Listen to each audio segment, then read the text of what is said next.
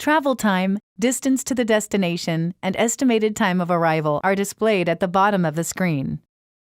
At the top of the screen is the next action required in the directions to reach your destination.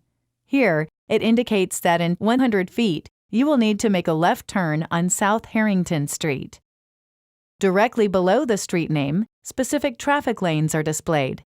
The left turn arrow in white indicates you should be in the left lane to take a left turn when you reach South Harrington Street. Turn left onto South Harrington Street, then turn left onto Hillsborough Street.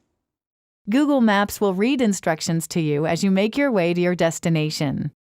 You should reach your destination by 11:44 a.m. Turn left onto Hillsborough Street.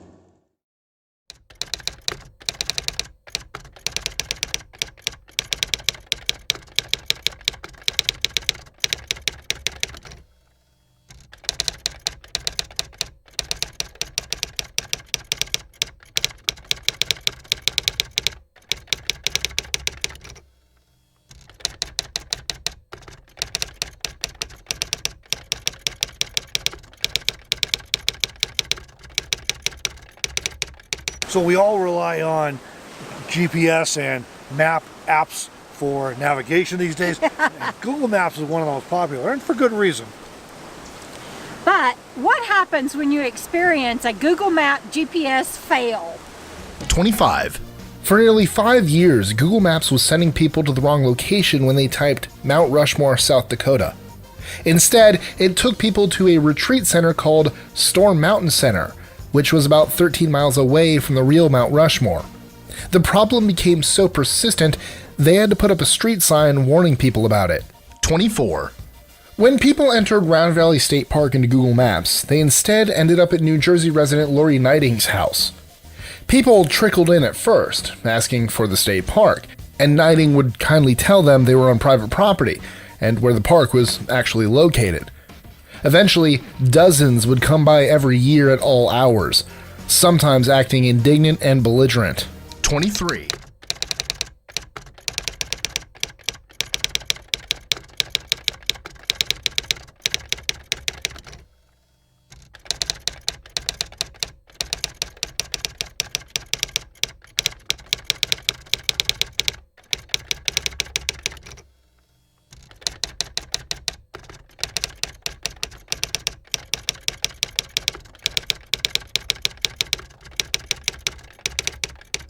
Bo is going to prove to you and a group of volunteers that the two squares are the same color gray. When you open your eyes, right, first time in the morning, say, do you think you see the world as it really is? I say yes. Yeah. You're seeing it. Oh, you're definitely. Believing. That depends if I'm wearing my glasses or not. Yes. Yes. Yes? Yeah? I think so. I mean, why not? All right, well, look at this cube here. What if I told you that those two surfaces are exactly the same? Would you believe me? I wouldn't. Okay, come on up. Okay? Bo has attached a gray swatch to one of the surfaces to allow you and the volunteers to test this one out for yourselves. Take that dot and move that nice up here, right there. Oh my God. No way. I want to do it again. What's that?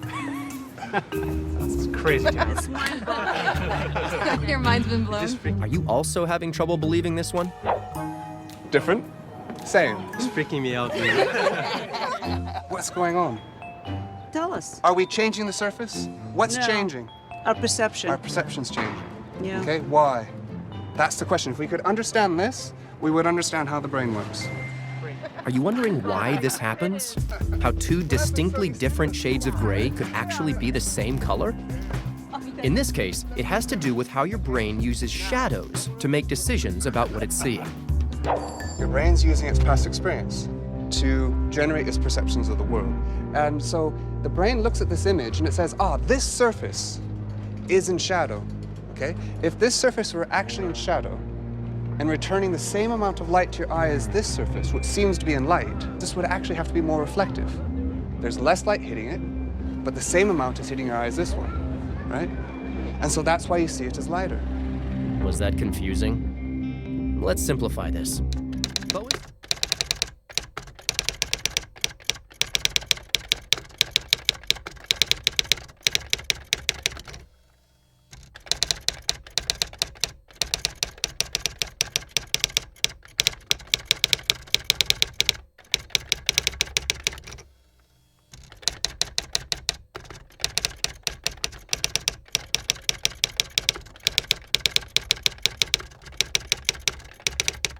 But if you look at the actual components of science, there are at least three, and I call them the three wings of knowledge, the three wings of science.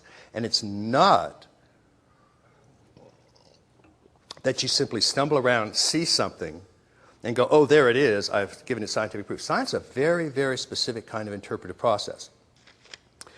And it has three wings. And there are three very, very famous schools of epistemology, all of which have tried to claim that they've got it covered, but all of which are talking about one very important part. The first is an injunction. And it's always in the form something like this. If you want to know this, you must do this. So if you want to, it's raining outside. If you want to know if it's raining outside, go to the window and look.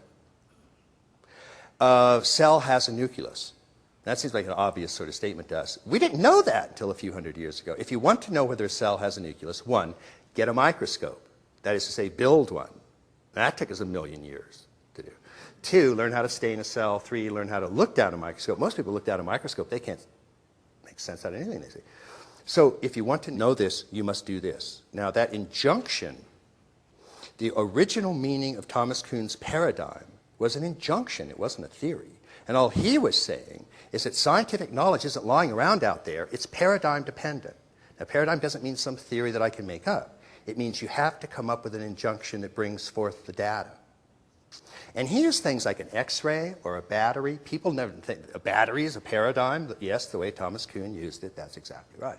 So for us, a microscope would be one. And every time you discovered a new type of injunction, you could bring forth new phenomena. Now in a minute, I'll show you exactly why Zazen is an injunction. So meditation can be science in a broad sense. We'll come back to that in a minute. Because it very specifically fits exactly the definition of the injunction. But once you follow the injunction, then there's something called an illumination or a data or an experience. Look through the telescope, you'll have an experience. That experience, William James said, technically is called datum or data. And it really just means experience, the experience that shows up when I follow the injunction. There's a very important point to that. If you don't follow the injunction, you won't have the experience. If you don't look through Galileo's telescope, you're not going to see the moons of Jupiter. Third is some form of confirmation. I look through this telescope, I see what I think are 4 things going around Jupiter. You look through it and tell me what you see. So the third wing is confirmation, but most clever version of confirmation is Karl Popper's falsifiability. So he said a hypothesis isn't scientific unless you can think of some way that you can falsify it. Because otherwise, we have no way of telling. You can just say whatever you want, and nobody can get at it, and it might be a hunch, metaphysics, philosophy, but it's not science. So each of those 3 wings have had a school of epistemology that have said they're the most important. The first is the paradigm people.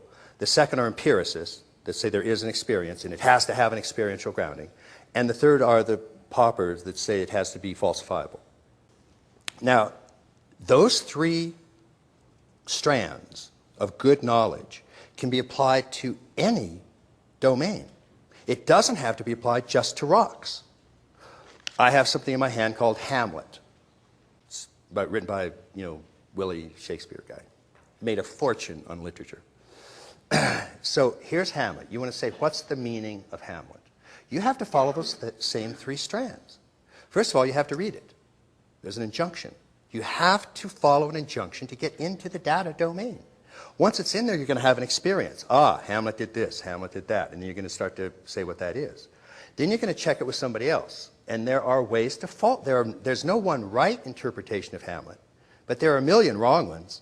Hamlet is not about a picnic in Hawaii. That's false. Well, I just applied all 3 strands of science to any form of knowledge. Zen, meditation, the same thing. There are all 3 strands. And if you meet all 3 strands, you've passed all 3 empirical tests or epistemological tests for good knowledge. One is, if you want to know if there's Buddha nature, start counting your breath. Do that for 5 years. And get back to me. But there's an injunction. You have to train the instrument.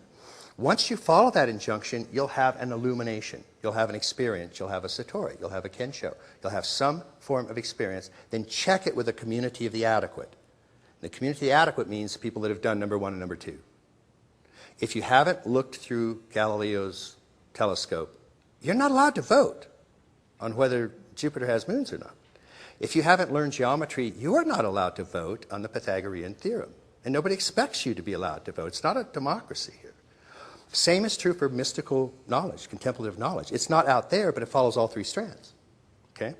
So the difference between deep science and narrow science is, for some reason that is very, very complex, there's always been a group of people that said, we're only going to apply those three strands to something I can see with my senses out here.